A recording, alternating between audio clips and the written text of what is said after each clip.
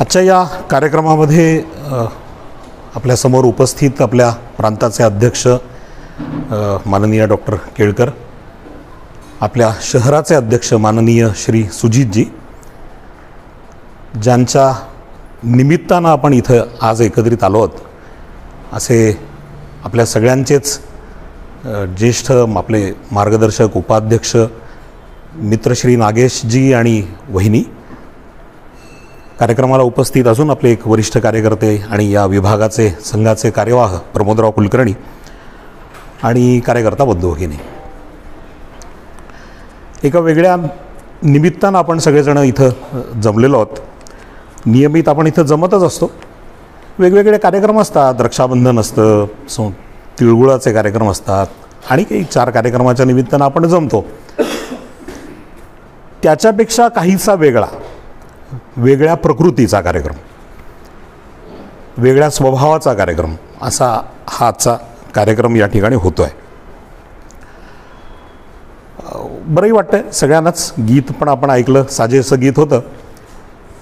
मला ही खूप मागे जायला झालं या कार्यक्रमामुळे, कारण पूर्णवेळ कार्यकर्ता मीही आहे आणि त्यामुळे अशा प्रकारानं पूर्णवेळ निघतानाची मानसिकता काय असते याचा काहीसा परिचय मला पूर्वी आहे आणि त्याच्यामुळे मलाही स्वतःला खूप दूरवर जायला झालं या निमित्तानं. खरं म्हणजे हा कार्यक्रम 1 वर्षापूर्वीच व्हायचा होता, परंतु केवळ हे लॉकडाऊन आणि हा सगळा महामारीचा जो प्रकोप होता त्याच्यामुळे हा कार्यक्रम 1 वर्ष लांबला आणि 1 वर्ष लांबल्यामुळे नागेशजी अशा काहीतरी कामाला जाणार आहेत हे किमान आपल्याला कळलं तरी, म्हणजे त्याची थोडी चर्चा झाली की नागेशजी जाणार आहेत, अशी काहीशी चर्चा ते 1 वर्ष कार्यक्रम लांबल्यामुळे झाली. अन्यथा या कार्यक्रमाची चर्चाही झाली नसते असं माझं मत आहे. कारण केव्हा तर 1-1.5 वर्षापूर्वी आमच्या दोघांचं बोलणं झालं होतं आणि अशा प्रकारानं काम करायचं असं त्यांच्या डोक्यात होतं आणि त्याची त्यांनी काही योजनाही बनवली होती आणि ती जी योजना बनवली त्याप्रमाणे त्यांनी मला सांगितलं आणि निघायची तारीख पक्की झाली. हे इतकं फटफट झालं, परंतु ही एक प्राकृतिक स्थिती आली आणि हे थोडं लांबलं. बऱ्याच वेळा असं वाटतं की अशा प्रकारानं जर का सामाजिक काम स्वतःच्या गावातनं उठून अन्य कुठेतरी जाऊन करायचं असतं, तो निर्णय इतक्याच फटकन व्हायला लागतो, तरच त्या निर्णयाचं महत्त्व असतं, त्या निर्णयाची विशेषता असते. अन्यथा त्याला काही अर्थ नसतो. म्हणजे एक किस्सा आहे की एक नवरा बायको आपसामध्ये बोलत असतात. IQ किस्सा आहे, मला माहिती नाही. आणि त्याच्यामध्ये ती बायको आपल्या नवऱ्याला सांगत असते की माझा भाऊ आता संन्यास घेणार आहे. एक 8 दिवसांनी परत ते गप्पा मारतात, तेव्हा ती परत म्हणते की माझा भाऊ आता संन्यास घेणार आहे. 3-4 वेळा झाल्यानंतर तो नवरा वैतागतो. तो म्हणतो संन्यास असा थोडीच असतो, उठायचं आणि जायचं असतं, त्याला म्हणतात संन्यास. चर्चा करून संन्यास होत नाही कधी. हे असंच घडलं असतं 1 वर्षापूर्वी, आपल्याला कोणालाही कळलं नसतं. इतक्या सहजपणानं त्यांनी तो निर्णय केला. त्या निर्णयाची त्यांनी फार कुठे वाच्यता केली असं नाही. व्यवस्थेमध्ये ज्या दोघा-तिघांशी बोलायचं असतं त्यात ते बोलले आणि त्यांनी तो निर्णय पक्का केला. अखिल भारतीय रचनेला तो कळला. अखिल भारतीय रचनेनं बोलणं करून ते ठिकाणही नक्की झालं. आणि आपल्यालाही कदाचित काही जणांना माहिती असेल की त्या ठिकाणी त्यांचे 1-2 प्रवासही झाले. आणि त्याच्यामुळे आत्ता जर का त्यांना आपण म्हटलं की तुम्ही ज्या कार्यक्षेत्रामध्ये जाणार आहात काम करायला, त्या कार्यक्षेत्राबद्दल सांगा, तर ते अर्धा तास आपल्याशी बोलू शकतील इतपत माहिती त्यांनी ऐकून नाही, प्रत्यक्षात जाऊन सुद्धा ती प्राप्त केलेली आहे. आणि त्याच्यामुळे खूप चांगला निर्णय आणि ज्या पद्धतीनं, ज्या मनस्थितीमध्ये, ज्या वेगानं व्हायला पाहिजे त्या वेगानं तो झालेला आहे. नागेशजींचा माझा परिचय खूप जुना आहे. म्हणजे 86-87 साली माझा त्यांचा परिचय झाला आणि तेव्हा त्या रुपाली सोसायटीत, तेव्हा माझं घरीही त्यांचं जाणं झालं. मी विद्यार्थी परिषदेचं काम करायचो. एकदा प्रमोदराव मला भेटले कुठल्या तरी बैठकीत आणि महेश काळे नागेशजींचा छोटा भाऊ, तो त्यावेळी विद्यार्थी परिषद जस्ट कॉलेजला गेला होता आणि विद्यार्थी परिषदेचं काम करायचा. त्यामुळे प्रमोदराव एकदा मला म्हटले की तो आमच्या सगळ्यांच्यामध्ये वावरतो. म्हणजे त्यावेळी काय नागेशजी प्रमोदराव हे काही म्हातारे नव्हते, आत्ताही नाही आहेत, पण जरा वयानं मोठे आणि महेश एकदम लहान होता आणि तो डायरेक्ट कल्याणाश्रमाचं काम करायचा. आणि मग ते म्हणाले की आम्ही सगळे व्यावसायिक आहोत आणि तो तर आत्ता लहान आहे, कॉलेजमध्ये जातो आहे, तर त्याला तू विद्यार्थी परिषदेच्या कामात घे. आणि म्हणून मग महेशचा परिचय झाला. त्यानिमित्तानं घरी जाणं सुरू झालं. आम्ही बराच काळ एकत्रित राहायचो. गौरीचा जन्म झालेला होता, लहान होती, मयुरी व्हायचीच होती आणि त्यामुळे गौरी मयुरी त्यानिमित्तानं मी अगदी तासनतास घरात बसलेलो असायचो आणि त्यामुळे तेव्हापासून परिचय. आता हे जेव्हा मी म्हणतोय तेव्हा मला कल्याणाश्रमामध्ये त्यावेळी 3 व्यक्ती माहिती होत्या. त्यात बाळासाहेब सुरेशरावांचा परिचय होता, कारण कार्यालयात येणं जाणं होतं, आणि बैठकांच्या किंवा कार्यक्रमांच्या निमित्तानं प्रमोदराव माहिती होते. मी प्रमोदरावांना माहिती असाल अशी तेव्हा स्थिती नव्हती, कारण मी अगदी कॉलेजच्या फर्स्ट इयर सेकंड इयरला होतो. पण हे आपल्या परिवारातले कार्यकर्ते आहेत अशा काहीशी ओळख होती. पण मग त्यानंतर कल्याणाश्रमाची ओळख झाली आणि मी विद्यार्थी परिषदेचं काम थांबवून कल्याणाश्रमाच्या कामाला सुरुवात केली. म्हणजे कॉलेज जीवन आणि परिषदेचं काम थांबल्यानंतर स्वाभाविकपणानं पुढच्या जीवनात काहीतरी करायचं असतं, सामाजिक काम. संस्कारही तसे असतात परिषदेचे. आणि मग असं काहीतरी करायला एक काहीतरी क्षेत्र समोर लागतं ना, डोळ्यासमोर, ज्याची ओळख लागते म्हणा, किंवा असं वाटतं की इथं केलं पाहिजे काम. तर अशा मला विद्यार्थी परिषदेनंतर ज्या क्षेत्राची ओळख झाली किंवा मला असं वाटलं की इथं काम केलं पाहिजे ते कल्याणाश्रम होतं. आणि त्या कल्याणाश्रमाची ओळख मला नागेशजी, बाळासाहेब, सुरेशराव, प्रमोदराव ह्यांच्यामुळे त्यावेळी झाली. एका व्यक्तीच्यामुळे एका संघटनेची ओळख होते किंवा एका ग्रुपमुळे त्या संघटनेची ओळख होते असं जेव्हा असतं तेव्हा ज्यांच्यामुळे, ज्या समूहामुळे ती ओळख होते तो समूह सुद्धा थोडा स्ट्रॉंग लागतो. नाहीतर मग 2 प्रकार होतात. एक प्रकार होते जाऊ दे बा यांच्यात काही काम करायला लोक पण गडबड आहे काहीतरी, अशी एक ओळख होते. म्हणजे बघितल्या क्षणी, त्यांचं ऐकल्या क्षणी असं वाटतं की यांच्यापासून लांब गेलं पाहिजे असं. ते रामभाऊ कुलकर्णी एक छान हे सांगायचे ना, की म्हणाले 2 प्रकार असतात. एखादी जागा पाहिली आणि आत्ता मी बोलत असल्यामुळे एखादं संघटन ग्रुप पाहिला तर रामभाऊ म्हणायचे 2 गोष्टी असतात. एक असतं लव ॲट फर्स्ट साईट, पाहिलो आणि प्रेमात पडलो.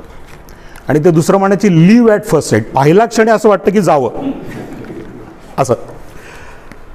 तर हा ग्रुप पाहिल्यानंतर असं वाटलं की हां, हे काम आपल्याला करता येणं शक्य आहे. असा हा सगळा ग्रुप होता. त्यात नागेशजी होते.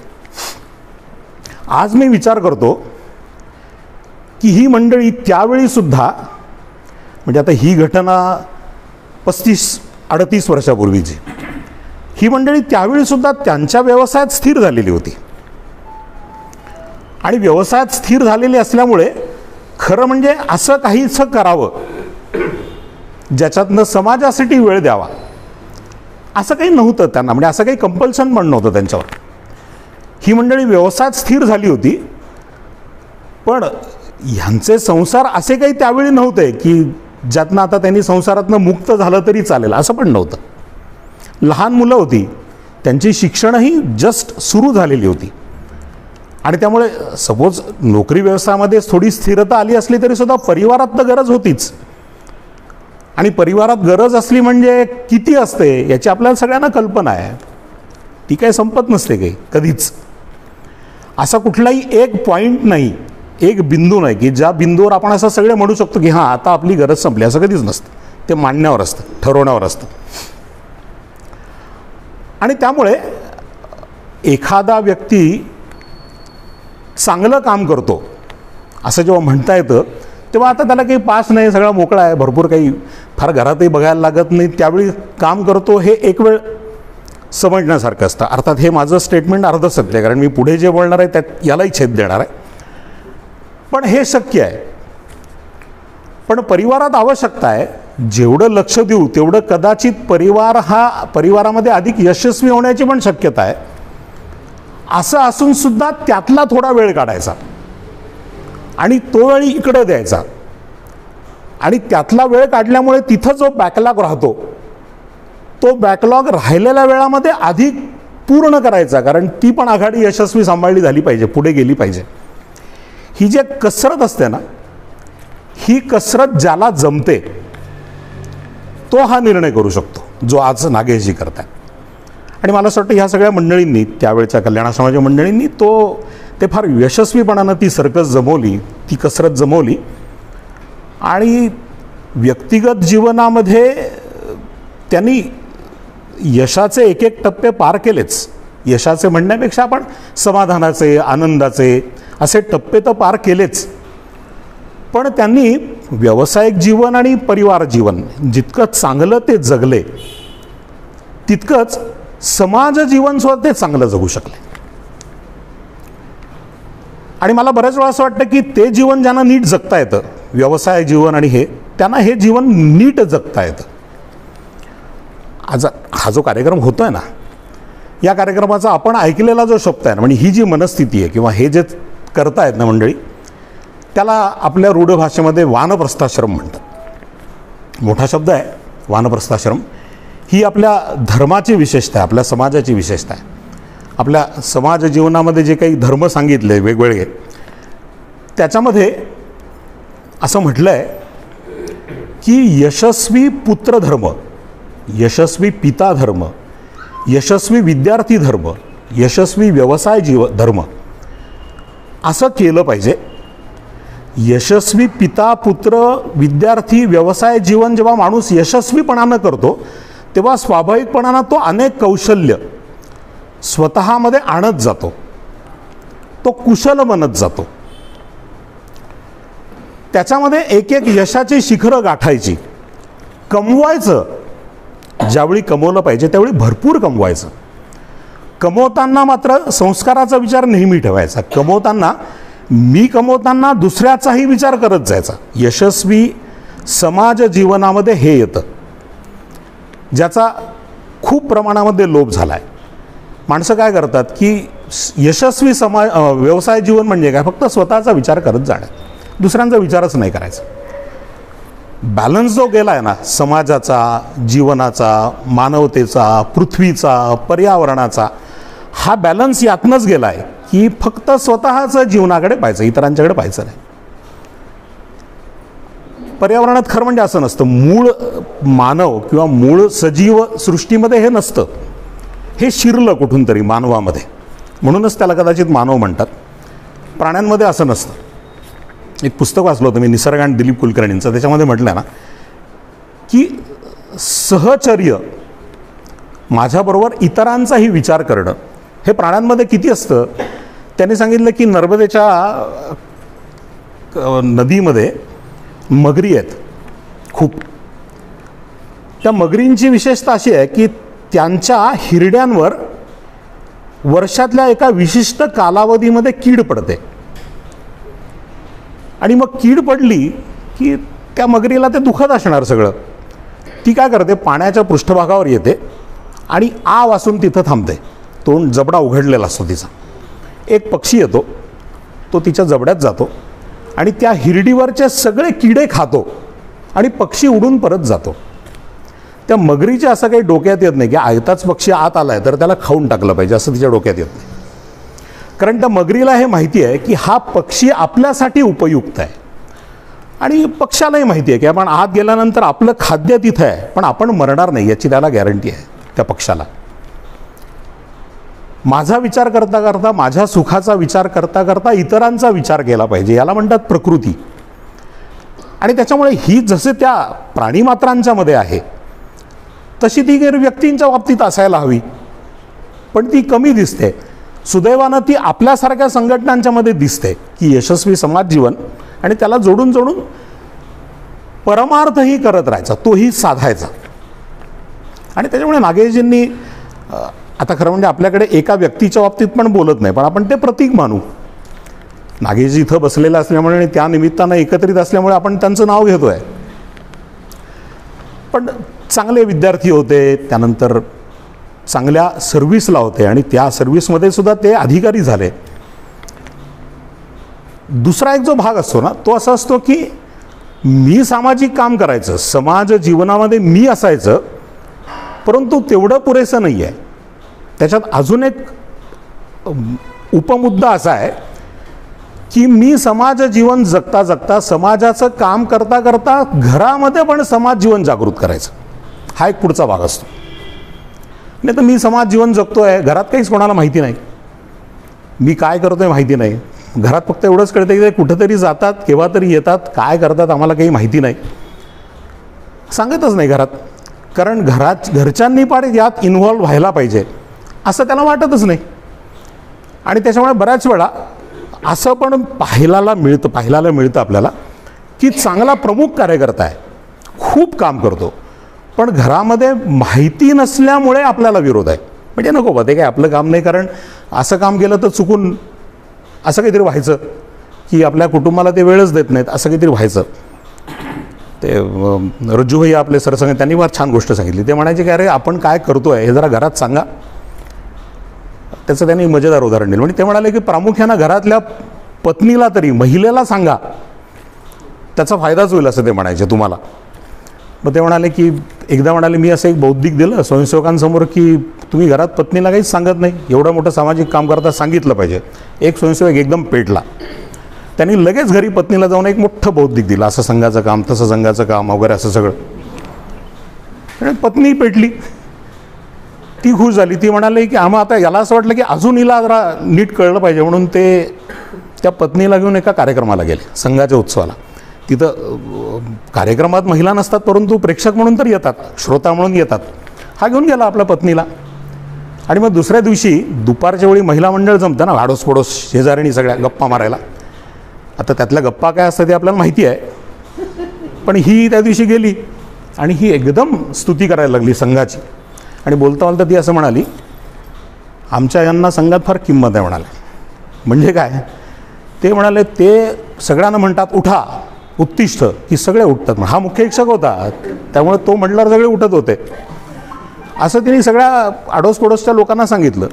रज्जूबाई म्हणाले म्हणून सांगा तरी, तुमची असंच काहीतरी होईल म्हणाले, सगळ्यांकडे स्तुती. घरामध्ये पण ते यायला लागतं.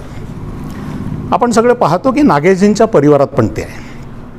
आणि म्हणून आजच्या या कार्यक्रमामध्ये एकटे नागेशजींचा निरोप आपण देत नाही आहे, त्यांना एकट्याला निरोप देत नाही आपण दोघांनाही निरोप देतोय. दोघांनी मिळून हे काम करायचं असं ठरवलंय. तसं म्हटलं तर हे काही विशेष नाही, जेथे राघव तेथे सीता हे आपलं धर्माचंच ब्रीद आहे. पण बऱ्याच वेळा सामाजिक कामामध्ये सीता जाईल याची काही गॅरंटी नसते हल्ली. पण इथं तसं होत नाही आहे, राघव आणि सीता बरोबरच चालले आहेत असं एका अर्थानं आपल्याला म्हणता येईल. आणि त्याच्यामुळे खूप चांगला विषय आहे. वानप्रस्थाश्रमाची कल्पनाच ही आहे की यशस्वी ही सगळे धर्म पार पाडल्यानंतर आपल्यामध्ये जी कुशलता येते, शेवटी ती कुशलता समाजाच्या चरणावर अर्पण करायची असते. नाहीतर माझी कुशलता फक्त मीच वापरली, माझ्यासाठी वापरली, आणि त्याचे उदाहरणही मिळतात ना. मग शेवटी कन्सल्टन्सी सुरू करतात लोक, कन्सल्टंट बनतात. मला एक जण गृहस्थ भेटले, ते म्हटलं अरे तुम्ही निवृत्त झालात, छान, आता तुम्ही वेळ द्या. आता पूर्णवेळ कार्यकर्त्याला यापेक्षा अधिक काही चांगलं बोलता येत नाही एखाद्याच्याबद्दल, की तुम्ही वेळ द्या. म्हणाल नाही, मी आता असं ठरवलं की आयुष्य सगळं नोकरीमध्ये गेलं, चांगल्या नोकरीत गेलं, आणि चांगली म्हणजे चांगली नोकरी केली त्यांनी. अगदी काही त्यांचं व्यवसाय धर्मामध्ये उणपुरं त्यांनी काही केलं नाही. पण ते बोलताना असं म्हणाले की आता काय आयुष्यामध्ये ना वेळ न मिळाल्यामुळे ना मला संगीत नाटकांची फार आवड होती किंवा नाटकांची फार आवड होती, पण ते मिळालं नाही. त्यामुळे आता मी उरलेल्या आयुष्यामध्ये नाटकं, संगीत हे करायचं ठरवलं आहे. एकाने सांगितलं की आयुष्यभर वाचनाला वेळ मिळाला नाही, त्यामुळे आता मी काही कुठं जाणार नाही, वाचन करणार म्हणाले उरलेल्या आयुष्यामध्ये. तो त्यांचा व्यक्तिगत छंद आहे आणि त्याच्यामध्ये ऑब्जेक्शनेबल काही नाही, काही वाईट नाही. कुठेतरी क्लबमध्ये जाण्यापेक्षा ते बरंच आहे. पण असाही विचार लोक करतात, चांगला, पण असाही विचार करतात की त्याच्यामध्ये फक्त मी, स्व एवढंच आहे, स्वांत सुखाय असं म्हणतात. पण स्वांत सुखायाची ही पण एक कल्पना आहे की ज्याच्यामध्ये पूर्णवेळ कार्यकर्ता हा म्हणताना नेहमी असं म्हणतो की कशासाठी काम करायचं, तर समाजासाठी, हे बरोबर आहे. हे जे पूर्णवेळनी त्यांनी म्हणायचं असतं की हे समाजासाठी बाहेर पडले. पण पूर्णवेळ कार्यकर्त्याला हे पक्क माहिती असतं, त्याला असं सांगितलं जातं की मी पूर्णवेळ काम का करतोय, तर स्वांत सुखाय, यातनं जो मला आनंद मिळणार आहे, ह्यातनं जी मजा येणार आहे इतरांसाठी काम करण्यातनं, ते म्हणजे स्वांत सुखायचं, दुसरं काय आहे. पण ते अर्पण करणं समाजाच्या चरणी. आणि एकदा ते ठरवलं ना की मग अशी खूप चांगले अनुभव येतात. म्हणजे जुन्या कार्यकर्त्यांना माहिती आहे, पांचाळ काकूंना माहिती आहे, प्रमोदरावांना माहिती आहे, आपल्याकडे एक आप्पा देशपांडे नावाचे कार्यकर्ते होते. आप्पा वारले, काकू अजून येस डोंबिवलीला. आप्पा देशपांडे, वीरमती काकू, फार छान जोड उभं. आप्पा देशपांडे धुळ्याला होते पूर्ण वेळ, धुळ्याच्या वसतिगृहामध्ये, आणि मी त्यांना पाहिलं आहे त्यावेळी तिथं. प्रॅक्टिकली सांगतो, आप्पा देशपांडे हे डोंबिवलीतले देशपांडे फार ग्रामीण भागात कधी राहिले नाहीत. वनवासी समाजाला तर पाहिलंच नव्हतं कधी, पण बहुधा बाळासाहेबांचा संबंध संपर्क असेल, त्यातनं ते दोघंही यांच्यासारखेच पूर्ण वेळ निघाले त्यांच्या व्यावसायिक जीवनाच्या नंतर. मी त्यांना पाहिलं आहे की धुळ्याच्या वसतिगृहातल्या त्या मुली, पावरा भिल्ल समाजातल्या, आप्पा काकू बसलेत वेगळ्या ठिकाणी, आणि त्या कोणीतरी मुलगी येते, त्यांना टपली मारून जाते, मग आप्पा तिच्या मागे धावत आहेत, मग कधीतरी त्या सगळ्या मुली त्यांच्या खांद्यावर बागडत आहेत, कधीतरी त्या मुली त्यांना उचलून घेत आहेत, कधीतरी हे त्यांना उचलून घेत आहेत. एका परिवारामध्ये नातवंड आजी आजोबांशी जसे खेळतात तसे ती नातवंड, त्या नाती धुळ्याच्या वसतिगृहातल्या आप्पांच्या आणि काकूंच्या अंगा खांद्यावर खेळलेल्या मी पाहिलेल्या आहेत. आता मी पाहिलेलं दृश्य आहे, बऱ्याच वेळा पाहिलेलं दृश्य आणि प्रत्यक्ष याच्यामध्ये फरक असतो. दुरून डोंगर साजरे असं म्हणतात. त्यावेळी मला कधी वाटलं नाही, कारण त्यांचा प्रामाणिकपणा मला माहिती होता, पण कधीतरी विचार करताना असं येऊ शकतं की काय नुसतं दिखाऊ असेल कदाचित. काही वेळा कृत्रिम पण वागतात ना लोक. मला म्हणजे त्यावेळी मला कधीच वाटलं नाही ते कृत्रिम, पण नंतर एकदा मी आप्पांच्याकडे डोंबिवली गेलो, तेव्हा ते धुळ्यातनं परत आले. ते वय झालं होतं, 75 क्रॉस झाली होती, आणि विकलांगता आली नव्हती, परंतु हालचाली मंद झाल्या होत्या म्हणून ते घरी आले. मग एकदा मी त्यांच्याकडे गेलो डोंबिवलीत, रात्री मुक्काम केला त्यांच्याकडे. 2-2:30 पर्यंत गप्पा चालल्या रात्री. वेगवेगळे अनुभव ते त्या मुलींचे सांगत होते. त्यातनं काय काय लक्षात आलं बघा. ते त्या क्षणी प्रचंड अस्वस्थ होते त्या दिवशी, आणि नंतर त्या अस्वस्थतेपोटी ते 2-3 वेळा नंदुरबार जिल्ह्यात जाऊन आले. का अस्वस्थ होते, तर एक वाडी गावीत नावाची मुलगी, त्यावेळी वसतिगृहात असणार, आता मोठी आहे ती, असं कळलं की तिचं लग्न एका ख्रिश्चन मुलाशी होणार आहे. आणि इतके अस्वस्थ होते की ते होऊ नये यासाठी त्यांनी त्या वयात 3 वेळा प्रवास केले. इतक्या जणांना, बाळासाहेबांना सारखं ते की काहीतरी करा, सुरेशरावांच्या मागे काहीतरी करा. एक उदाहरण मला आठवतं. त्याच गप्पांमध्ये एक फार फंटॅस्टिक विषय समोर आला, जो आपल्या सगळ्यांना कळलं तर मला खात्री आहे की आपण त्याच्यावर विचार करू परत एकदा. बोलता बोलता ते असं म्हणाले, एकदा म्हणाले आम्ही असं ठरवलं, म्हणजे काका आणि आप्पांनी, आप्पा आणि काकूंनी, की आपण तीर्थयात्रेला जाऊ. मग कुठं कुठं जाता येईल, इकडं तिकडं तिकडं तिकडं. मग ते काय डिरेक्टरी पाहिली, अमुक पाहिलं तमुक पाहिलं, आणि असं लक्षात आलं की 40,000 रुपये खर्च येईल. पैसा आहेच. त्यामुळे दुसऱ्या दिवशी सकाळी त्या ट्रॅव्हल कंपनीकडे जायचं, 40,000 रुपये भरायचे आणि यात्रेला जायचं. असं गप्पा मारताना त्यांनी रात्री 12 वाजता ठरवलं. 3 वाजता त्यांच्या गप्पा संपल्या, आता झोपूयात असं जेव्हा झालं, तेव्हा 3 वाजतांच्या गप्पांचा सार असा होता की 40,000 रुपये भरून तीर्थयात्रेला जाण्यात आत्ता ह्या वयात काय मतलब आहे. आपण असं करू की या 40,000 रुपयाचं आपल्या ज्या सगळ्या मुली आहेत त्या पहाडात नंदुरबारच्या, ज्यांचं आता लग्न झालं आहे, त्यांच्याकडे जाऊ, त्यांच्या मुलांना कपडे घेऊन देऊ, त्यांना साड्या घेऊन देऊ, त्यांच्याकडे खाऊ घेऊन जाऊ. आणि म्हणून एक गाडी करून या सर्व त्यांच्या मुलींना, ज्या त्या संसारात आहेत, आता वनवासी हा शब्द मी म्हणतोय, ते म्हटले नाही, कारण त्या त्यांच्या मुली होत्या, त्यांच्या नाती होत्या.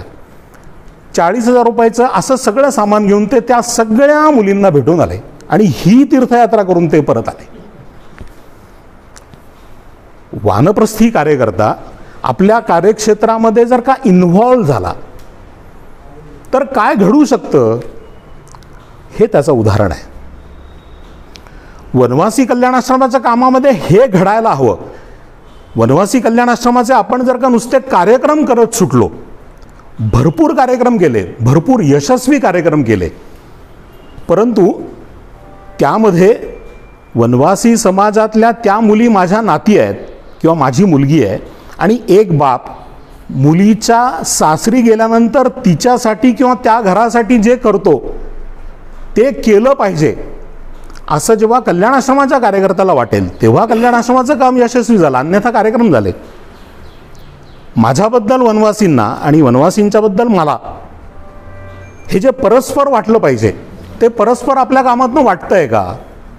आणि म्हणून आपण शहरातले कार्यकर्ते होते हे बरोबर आहे, पण बऱ्याच वेळा शहरातले कार्यकर्ते आपण असून सुद्धा आणि अशी काही कल्पना नाही आहे की शहरातल्या कार्यकर्त्यांनी उठून कायम वनवासी क्षेत्रात काम केलं पाहिजे. गरज नाही आहे. काही जणांना इथंच करायला लागेल काम, शहरातच करायला लागेल, काही जणांना तिकडं करायला लागेल. प्रत्येकाने उठून बंदूक घेऊन सीमेवर जाऊन लढायची गरज नाही आहे.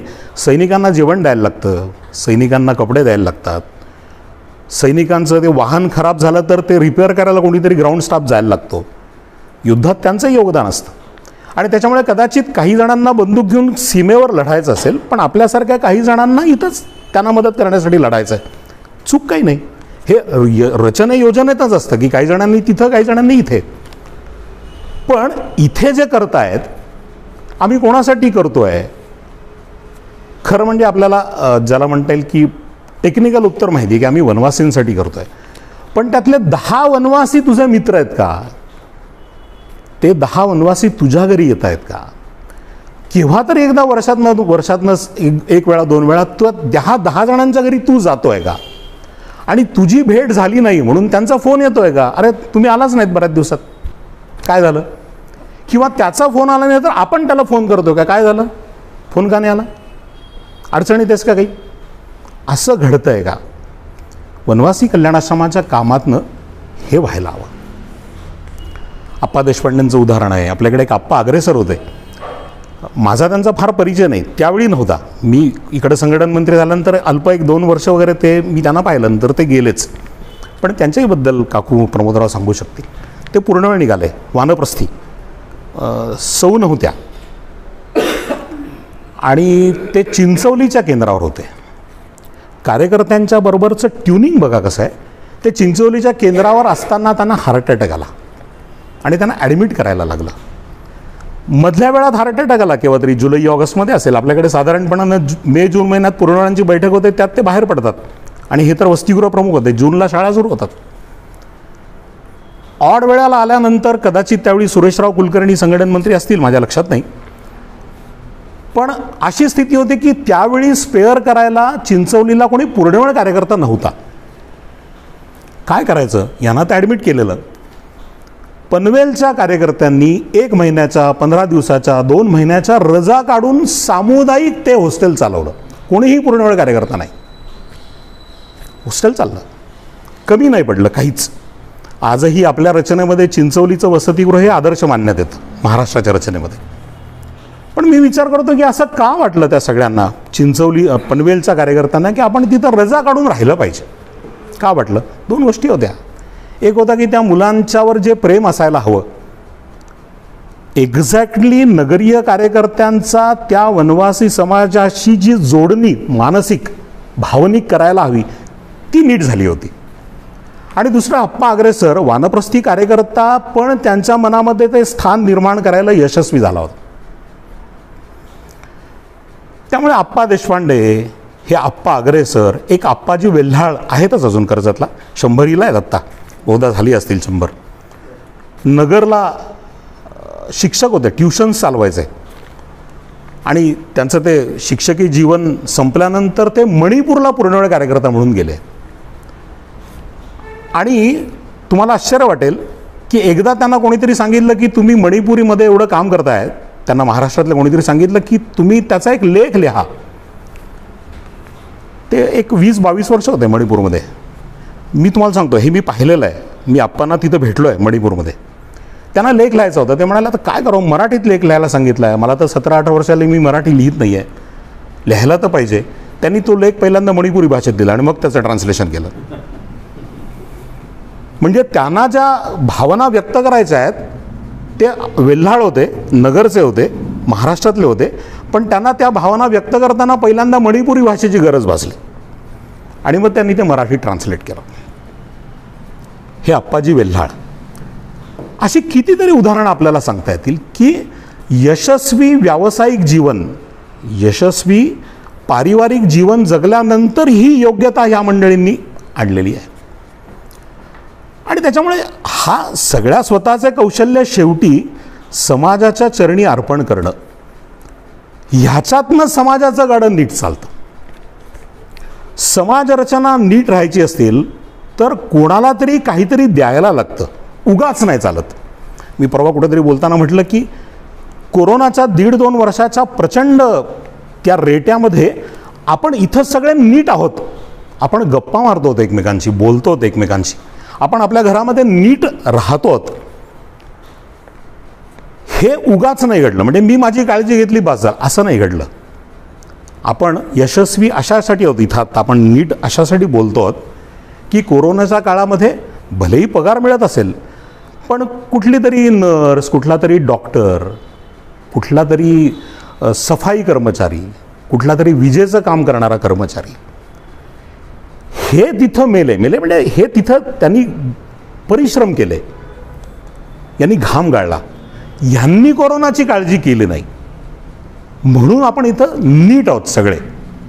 आपण नीट असायला कोणाला तरी काहीतरी द्यायला लागतं, तर समाज नीट चालतो, उगाच नाही चालत. म्हणजे सॅक्रिफाईस असा शब्द आहे, तो सॅक्रिफाईस हा आपल्या देशामध्ये खूप प्रचलित शब्द आहे, त्याला खूप अर्थ आहे त्यागाला. म्हणजे लालबहादूर शास्त्रींनी सांगितलं की एक वेळ तुम्ही उपवास केला तर आपण सगळे देश उपाशी राहणार नाही, असं म्हणून आयुष्याच्या शेवटपर्यंत एक वेळ उपवास करणारी मंडळी होती. त्याग, मीठ खायचं नाही, साखर खायचं नाही, आव्हान केलं गांधीजींनी, आयुष्याच्या शेवटपर्यंत खाल्लं नाही, त्याग, ते सगळं केलं म्हणून हे सगळं नीट चाललं. इथपासनं ते सुप्रीम सॅक्रिफाईस म्हणता येईल की काही नाही, देशासाठी मी फासावरच गेलो म्हणून देश स्वतंत्र. फासावर गेल्यामुळेच स्वतंत्र असं नाही, मीठ सोडल्यामुळे पण स्वतंत्र, साखर सोडल्यामुळे पण स्वतंत्र, फासावर गेल्यामुळे पण स्वतंत्र. हे सगळं करायला लागतं कोणाला तरी. वानप्रस्थाश्रम हे पण असं काहीतरी देण्याचं आहे, काहीतरी करण्याचं आहे. आपलं समाज जीवन आणि आपलं एकूण देशाचं जीवन यशस्वी जोपर्यंत होतं ना, ते का होतं तर ह्या व्यवस्था नीट होत्या.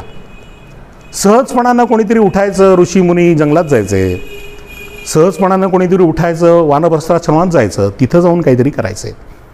हे जोपर्यंत चालू होतं तोपर्यंत आपल्याला कोणी हात लावत नव्हतं. ढासळलं केव्हा, गरिबी केव्हा आली, बिघडलं केव्हा, जेव्हा हे तंत्र बिघडत गेलं. वानप्रस्थाश्रमालाच किंमत होती खऱ्या अर्थानं. म्हणजे बऱ्याच वेळा मी एका प्रचारकांच्या बैठकीमध्ये ऐकलं की आत्ता संघाचे प्रचारक निघतात ना, आहेतच खूप मोठ्या संख्येनं, आणि इतकी वर्धिष्णू आहे ती संख्या, फार मोठा प्रकार आहे. त्याच्यामध्ये ना हा जो प्रचारक असतो ना, हा प्रचारक त्याला कुठल्याही प्रकारचं गृहस्थी जीवन नसतं, व्यावसायिक जीवन नसतं. तो प्रचंड क्वालिफाईड असतो, पण तो उठतो, सगळं क्वालिफाईड जीवन, सगळं व्यावसायिक जीवन, स्वतःचं सगळं यौवन तारुण्य उधळून देतो आणि समाजासाठी काम करतो. मला एका प्रचारकाने असं सांगितलं, ही कृत्रिम व्यवस्था आहे, प्रचारक निघणं हे आर्टिफिशियल आहे असं ते म्हणाले. ही समाजाची स्वाभाविक अवस्था नाही आहे.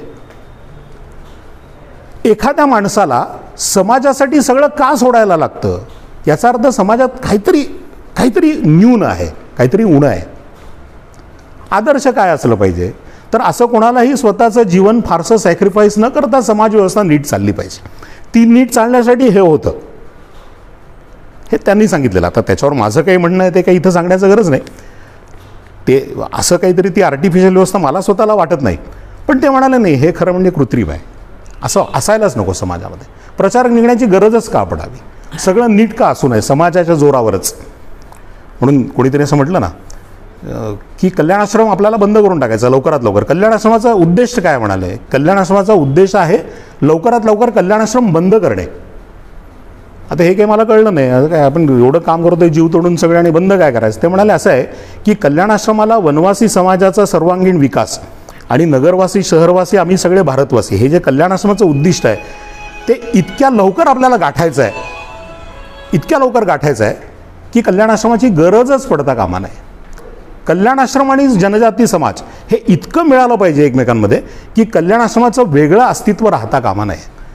साखर दुधामध्ये पूर्ण डायल्यूट झाल्यानंतर साखरेचं अस्तित्व दिसत नाही, ते दूधच दिसतं. तसं काहीचं आपलं झालं पाहिजे असं म्हणतात.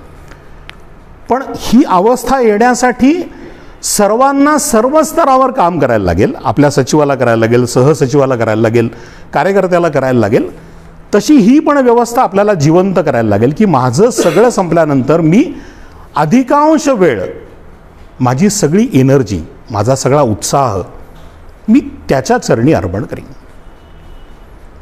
हे यायला पाहिजे. हे आपल्या सगळ्यांना शक्य आहे आणि त्यासाठी काही वना जंगलात जायची गरज नाही आहे. काही कुठेतरी उठून कुठल्या तरी शहरात पण जाता येतं.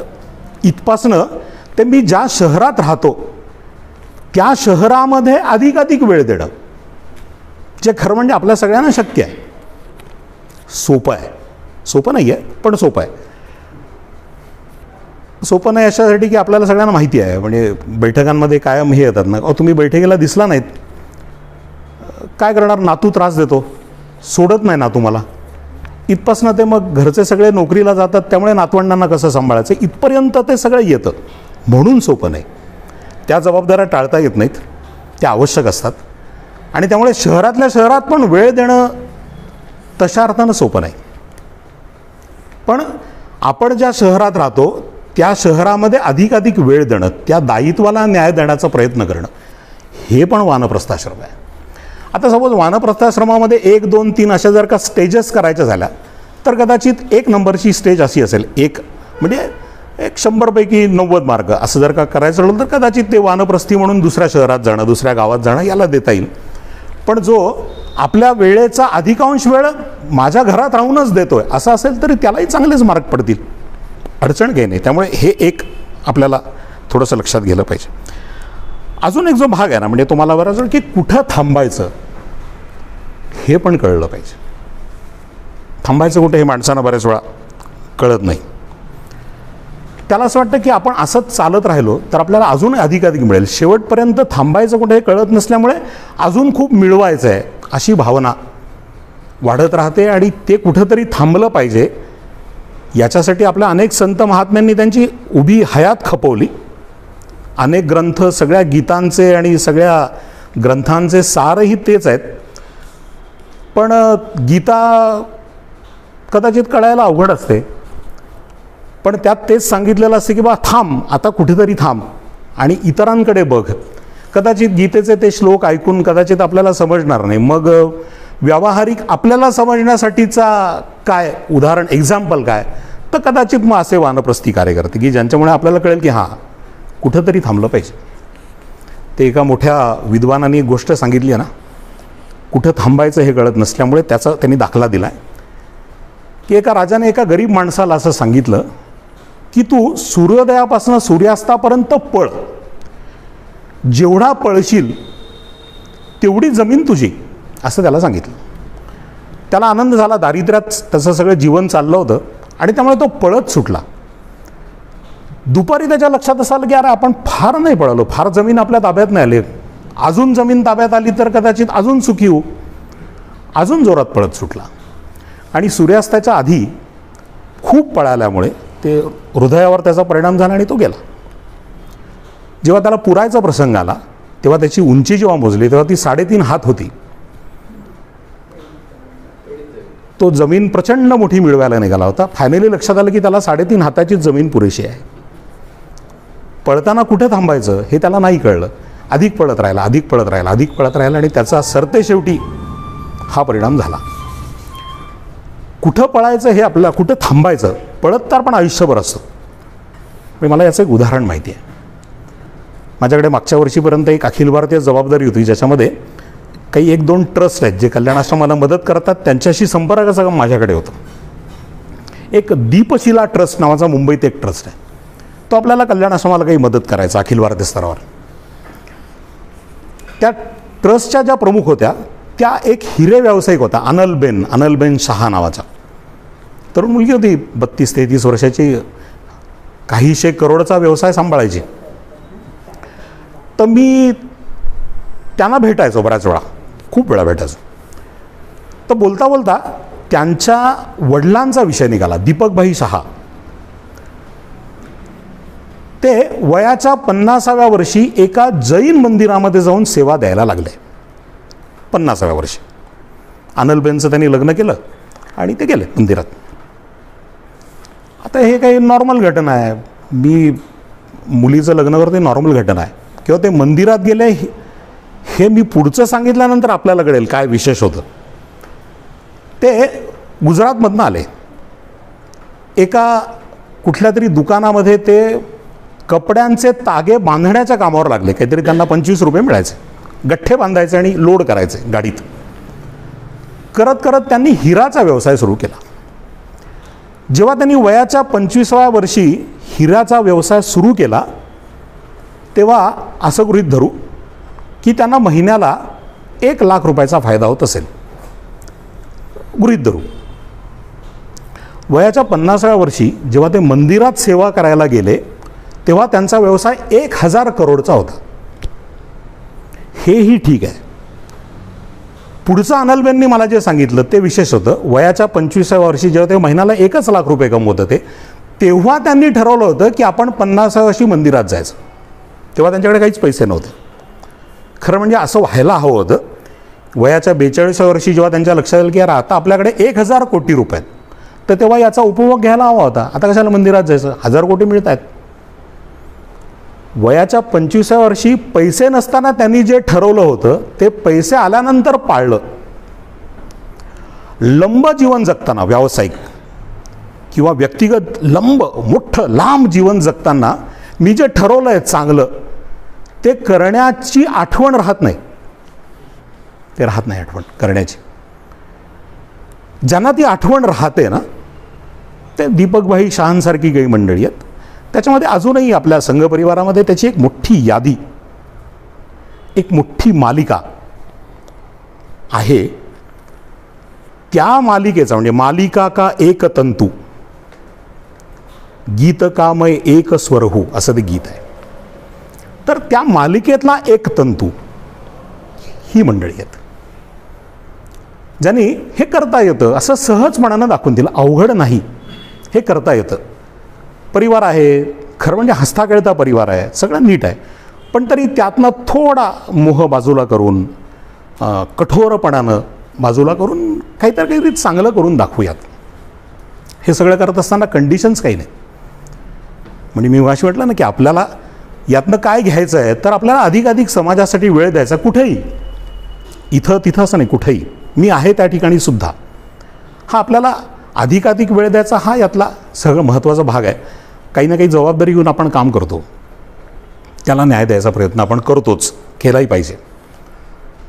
नागेशजी कोणे एकेकाळी जिल्ह्याचे सचिव होते, नंतर कोणे एकेकाळी ते प्रांताचे सचिव होते.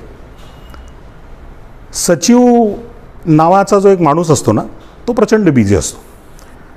त्याला खूप कामं करायला लागतात, म्हणजे वेळच मिळत नाही. पण सचिवालाच सगळे ओळखतात, फटकेही त्यालाच जास्त खायला लागतात. पण लोकांचं असं वाटतं की हा सचिव आहे म्हणजे काय, अरे नागेशजी दिसत नाहीत, नागेशजींशी बोलायचं आहे, नागेशजी कधी येणार आहेत, असा तो मुद्दा असतो. त्यावेळी असायचा, हे मला माहिती आहे. आणि मी त्यावेळी संघटन मंत्री होतो. त्यामुळे सचिव काम करायला यात तसं काही विशेष नाही, कारण त्यांनी ते ठरवलेलं असतं आणि त्याच्यावर चारी बाजूनी इतक्या वेळा ते प्रेशर येऊन पडत असतं की त्याला करायलाच लागतं. ही कुठलीही जबाबदारी नसताना नागेशजी काम करत होते. म्हणजे मला अशी पण काही मंडळी माहिती आहेत की आता सक्रिय नाही आहेत. का काही तुम्ही दिसला नाहीत काही कामाला, नाही आता काय काही तशी जबाबदारी काही नाही, दायित्व काही नाही, पद काही नाही, त्यामुळे आता बस कार्यक्रमाला बोलवलं की येणार. हे घडतं. आपण अभ्यास वर्गात ऐकतो की सगळ्यात मोठी जबाबदारी काय आहे, कार्यकर्ता. सचिव, सहसचिव, अध्यक्ष, उपाध्यक्ष हे येत राहील जात राहील, त्याला काही तसा अर्थ नाही. त्यावेळी ते व्हायला सांगितलं म्हणून त्यावेळी ते व्हायचं. आत्ता मला सांगितलं की सचिव व्हायचं तर सचिव व्हायचं, आत्ता मला सांगितलं नाही व्हायचं सचिव, नाही व्हायचं. मग त्यावेळी मी काय करू, माझ्याकडे आता काही जबाबदारी नाही. बाबा तू कार्यकर्ता आहेसच, त्याला न्याय दे. कार्यकर्ता म्हणजे काय, काय नाही, त्यावेळी जे जबाबदारी सोपवली जाईल त्यावेळी ती करायची, तेवढंच त्याचं आहे. एक कुठला तरी नट हा एका नाटकामध्ये राजाचा रोल करतो, दुसऱ्या नाटकामध्ये तो नोकराचा रोल करतो, आणि त्या नोकराच्या रोलला सुद्धा त्याला फिल्मफेअर अवॉर्ड मिळतं, काय अजून काहीतरी अकॅडमी कुठलं तरी अवॉर्ड मिळतं. त्यांनी ते पण त्यात तेवढा जोर ओतलेला असतो आपल्या अभिनयाचा. एक राजा एक हे काय नाही, त्या जे सांगितलं त्याच्यात जीव ओतायचा. त्याला कुठला अवॉर्ड मिळेल याचं काही हे नसते काही. म्हणून मी म्हटलं ना की सचिव तो दिसतो, सगळ्यांना माहिती असतो, सचिव नाव होतं. त्याचे जे फटके पडतात ते इथल्या काही सचिवांना विचारून बघा, तुम्हाला कळेल काय असतं ते त्यावेळी.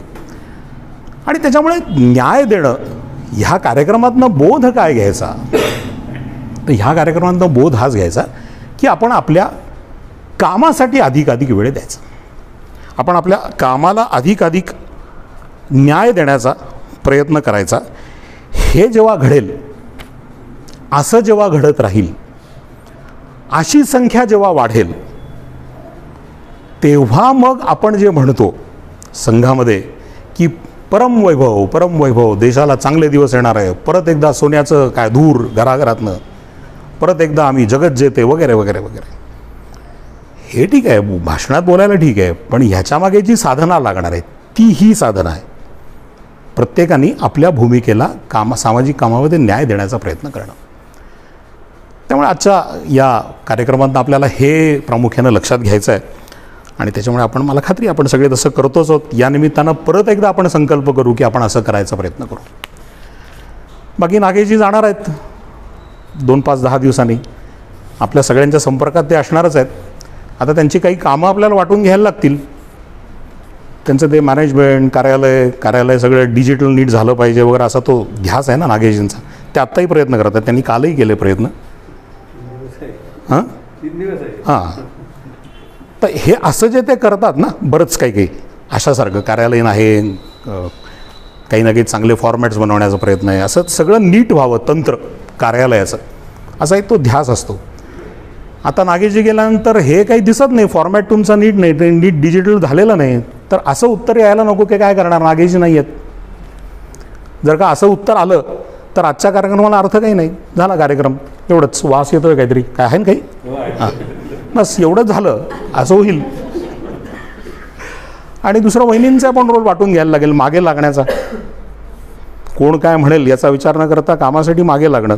ते माझ्याही मागे लागलं. मी 1-2 गोष्टी अजून पूर्ण करायच्या राहिल्या, पण आजच्या कार्यक्रमातून मला तरी ते शिकलं पाहिजे की त्यांनी जे 1-2 जबाबदाऱ्या सोपवल्या त्या पूर्ण करीन मी वहिनी, तुमच्या लक्षात येईल जायच्या आधीच. हे सुद्धा. आणि त्याच्यामुळे या अशा प्रकारच्या कार्यक्रमातनं काहीतरी घेऊन, काहीतरी शिकून आणि शिकल्यानंतर ते प्रत्यक्षात आणणं, असं आपल्याला करायचं आहे. ठीक आहे, आपण सगळेजण यातनं योग्य तो बोध घेऊ. मी माझ्या कल्याणाश्रमाच्या आपल्या सगळ्यांनी आपण शुभेच्छा दिल्याच आहे.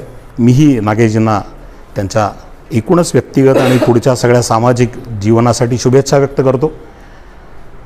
सामाजिक जीवन जगताना किंवा काम करताना एक चांगलं आरोग्यसुद्धा अपेक्षित असतं.